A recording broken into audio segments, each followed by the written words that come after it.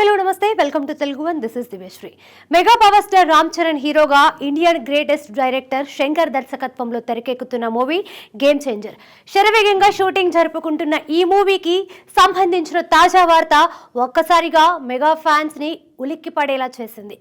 Game changer shooting Hyderabad నగర శివారులో ఉన్న ఒక పారిశ్రామిక వాడలోని కెమికల్ ఫ్యాక్టరీలో జరుగుతోంది.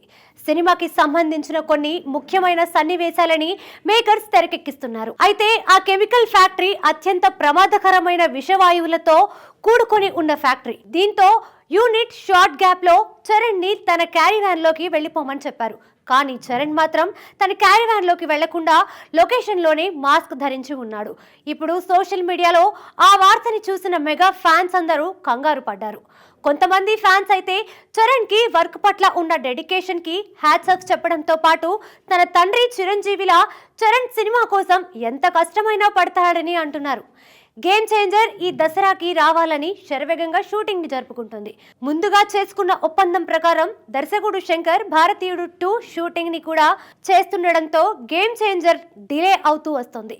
దిల్ రాజ్ నిర్మాతగా వ్యవహరిస్తున్న ఈ మూవీలో కియారా అద్వానీ హీరోయిన్ గా నటిస్తుండగా చెర్రీ డ్యూయల్ రోల్ పోషిస్తున్నాడనే టాక్ వినిపిస్తోంది.